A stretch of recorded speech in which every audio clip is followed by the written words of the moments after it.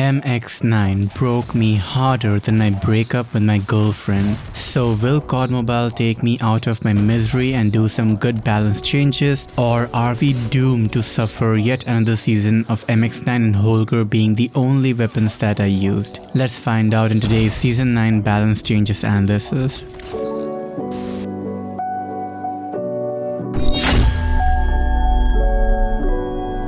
Let's start with M13 as it got some really good balance changes. Remember when I did the M13 analysis, I had pointed out the bullet speed being slow. Well, COD Mobile buffed it, and our previous bullet speed of approximately 550 meters per second is now 900 meters per second, which is a huge buff. Our previous bullet speed delay looked like this, and we had 4 frames or 66 milliseconds bullet speed delay till 38 meters. But now we have 2 frames delay till 34 meters with hit scan or 0 milliseconds bullet speed till 16 meters. This makes M13 viable not only for playing close range but also for playing longer ranges, as the 2 frames or 33 milliseconds bullet speed delay is barely anything, and we have nearly hit scan for a huge range. For time to kill changes, the base time to kill is 273 milliseconds time to kill till 25 meters, but due to bullet speed we will have 273 milliseconds till 16 meters, and then 17 meters till 25 meters we have 306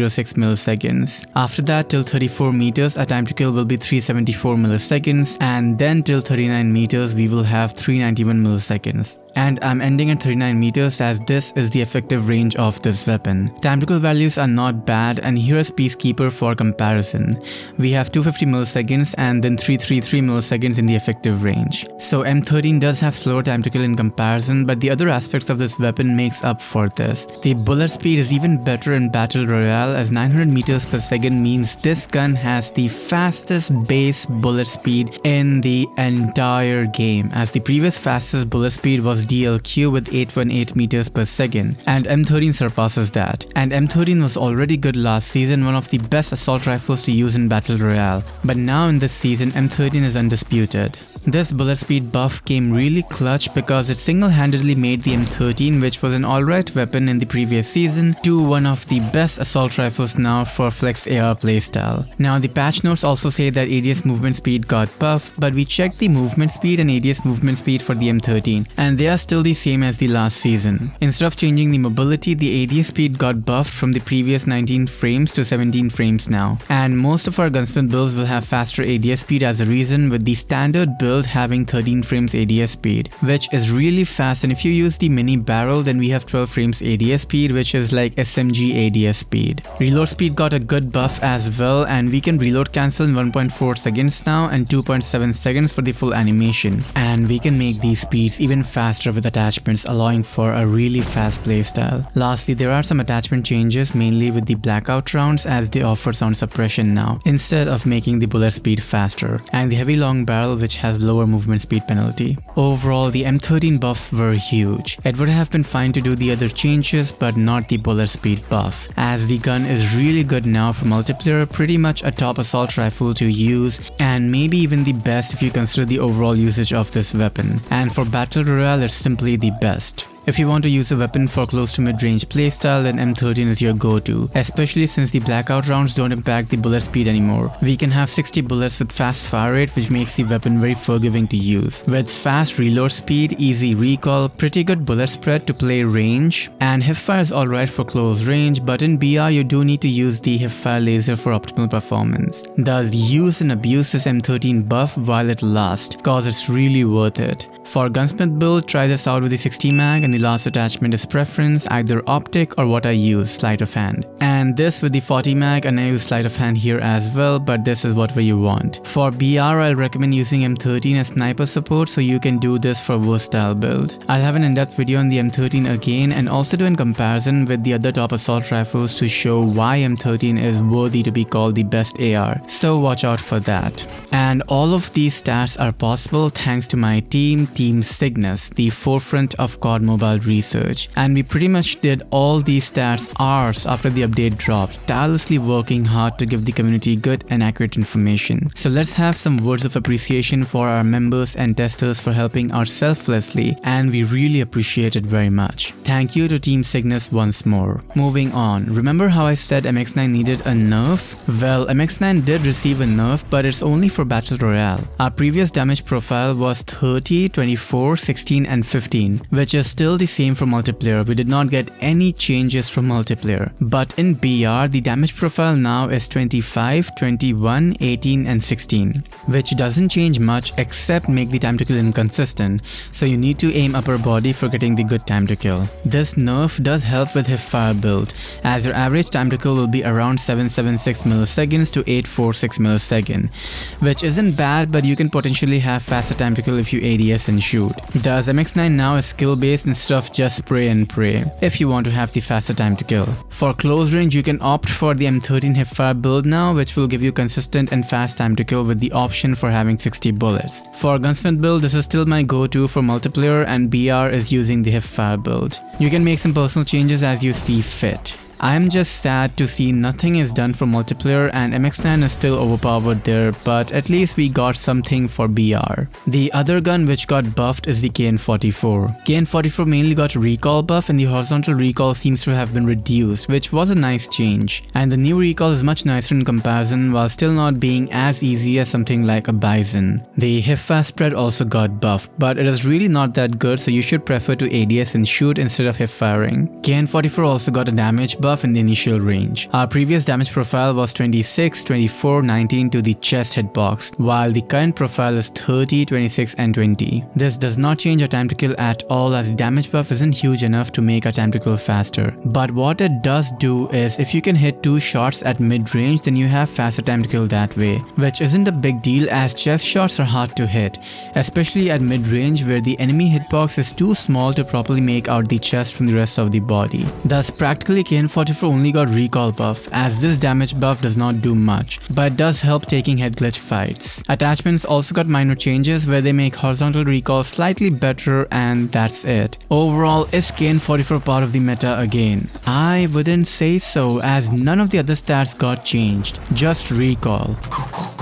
And recall could be beamed in the previous season, no issues, and it wasn't meta back then, so it won't make any difference now either. Builds are still the same, use this for flex AR roll, this if you want sound suppression, this for better recall, and this for the main AR playstyle. By the way, don't forget to leave a like and comment something nice to help support the video. And there is a lot of misinformation around regarding these balance changes, so please share this video in your Discord, Twitter and social media so we can propagate good information to the community. I'd appreciate that very much, thank you. The M67 Amax got a range nerf, and a new range is 30 meters, 43 meters and then 43 meters and above, which was just adjusted so it could be similar to the other semi-auto weapons. Vertical recall is nerfed slightly, which isn't much of a difference, and M67 is still as controllable as before. And hitbox got changed where it deals lesser damage to the upper arm and more damage to the lower arm. This can make the 2-shot kill inconsistent, as you need good aim to get the 2-shot kills now. These changes suddenly won't make the M67 bad to use,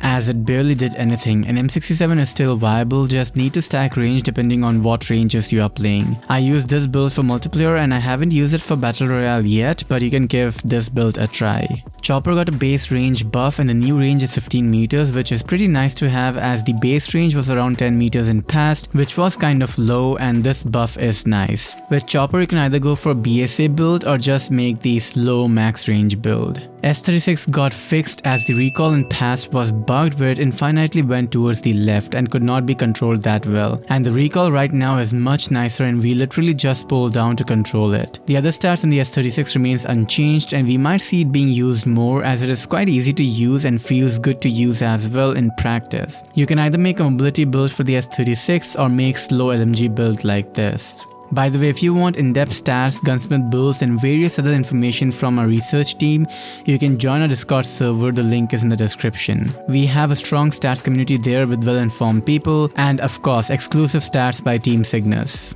UL736 is another LMG which got changes, and first is the damage buff in the first and second range, and now we do 28, 24, 20 and 19 in the respective ranges. Not a big deal as the time to kill remains unchanged, and movement speeds got buffed too, and we currently have 5.93 meters per second and 2.54 meters per second respectively, which is about 2.3% to 2.4% boost from the previous season for the respective movement speed values, which isn't a big deal as this is just 2%. And ADS time is apparently buffed by 3 frames as the patch note says it went from 448 milliseconds to 400 milliseconds now, which is weird because the ADS speed was actually 24 frames in past, which is 400 milliseconds, and currently we have 25 frames ADS speed, that is 416 milliseconds, which is actually a nerf, and we have slower ADS speed by 1 frame. Not a big deal as you cannot notice such small difference in ADS speed, but I got this confirmed by multiple people and ADS speed did not get buffed in the UL736.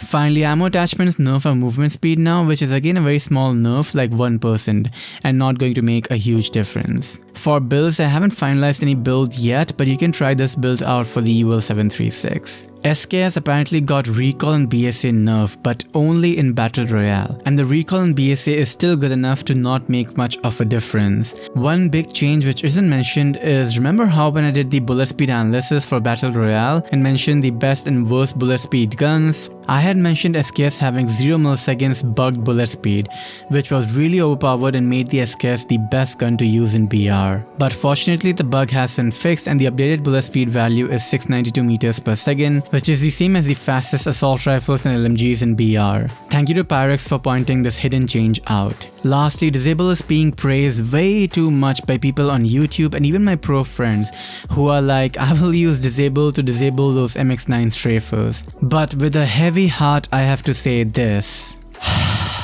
Disable is useless. Earlier, Disable made our movement speed slow by 2 to 3% only if we hit leg shots on the enemy. And the issue isn't that we need to hit leg shots, rather the 2 to 3% is negligible difference. If you want to counter the fast strafing meta, then you need this value to be minimum around 20% to make a difference. So for example, MX9, which can strafe at 5.48 meters per second, will strafe around 4.48 meters per second after being hit by the Disable perk. And 4.48 is viable while still not making the Disable perk overpowered.